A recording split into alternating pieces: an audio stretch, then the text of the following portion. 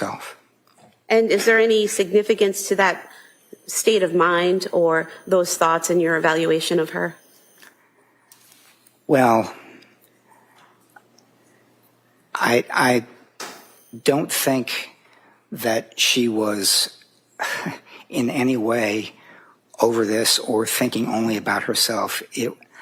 It's something that I noticed when I evaluated her in April, is that she is still grieving. She's still in mourning for those kids. And she used language like, I have lost everything and I don't want to be here.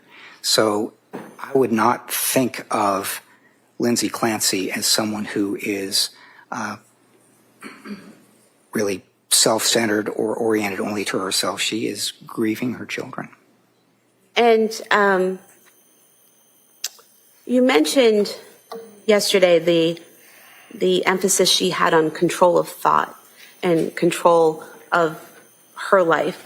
How did that come into play in your evaluation in terms of what was done here?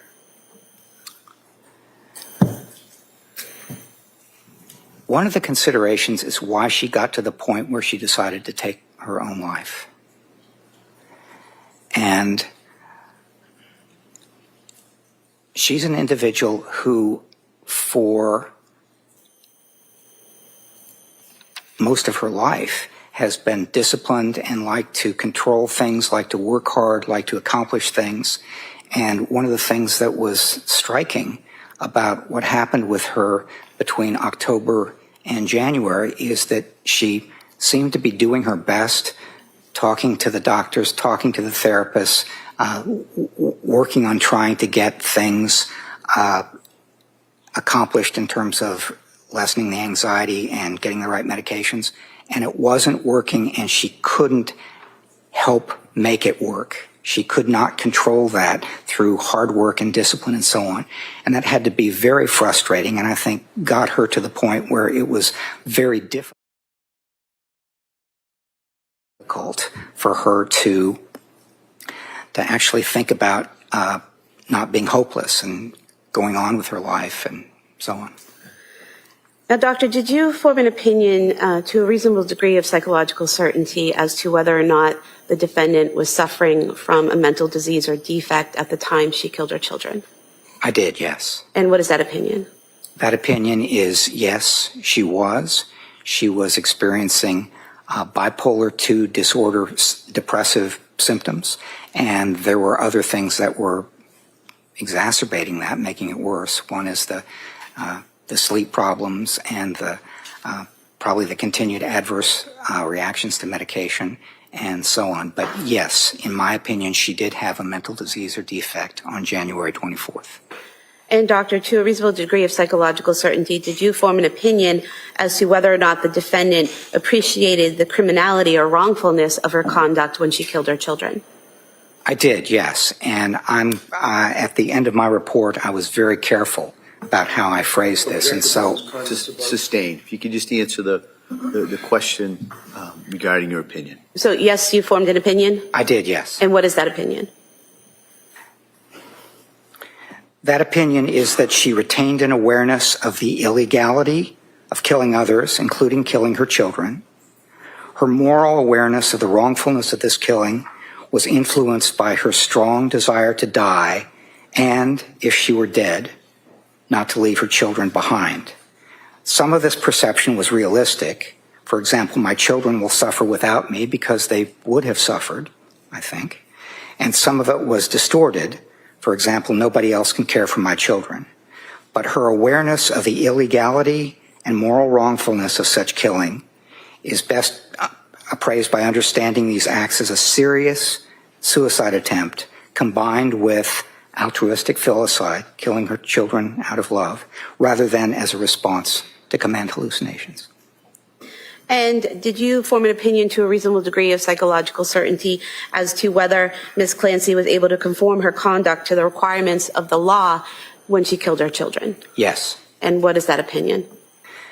That her capacity to conform her conduct to the requirements of the law is, again, best understood by considering the seriousness of her suicide attempt and her strong desire not to leave her children.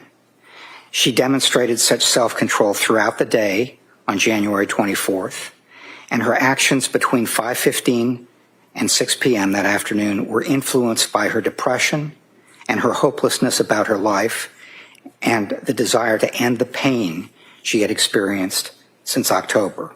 Although this depression and hopelessness influenced her decisions, she retained control over whether, when, and how she carried it out, and the inclusion of her children. And doctor, did you form an opinion to a reasonable degree of psychological certainty as to whether or not the defendant was criminally responsible when she killed her children? Yes. And what is that opinion? My opinion, my clinical opinion, since I'm not the decision maker here, but my clinical opinion is that she was criminally responsible on January 24th. Thank you.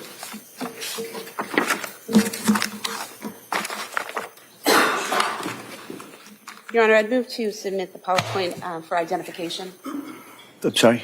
I'd move to submit the PowerPoint for identification. For identification. Okay, thank you. That may be done.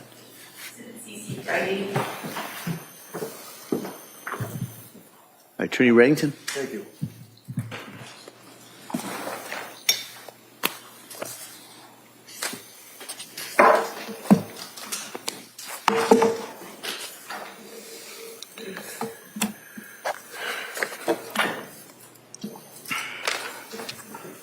Sorry.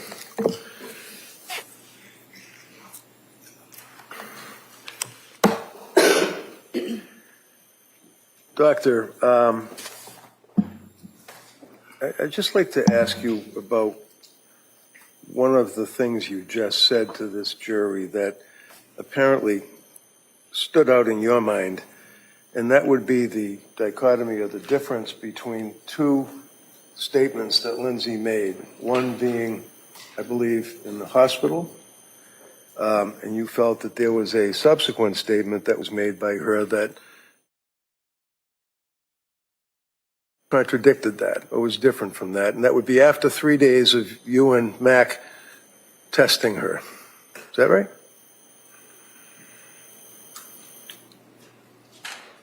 Can you just say, is it right or wrong?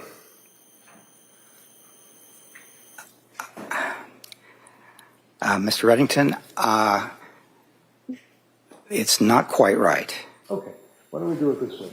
You Yeah. just told this jury that Lindsay made a statement to you at the conclusion of the 3 days that you and Mac were questioning her and testing her and interviewing her. Is that fair?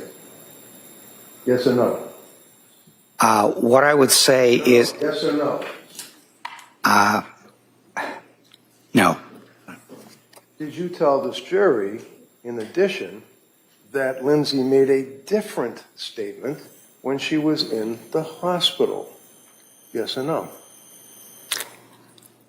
What I said to the jury I'm is, asking you, sir, did you make that statement to this jury? what I intended to say. No, not what you intended. Can you answer my question? Yes or no? No. Now, is Dr. Heilbrun aware of the concept of post-intensive care syndrome?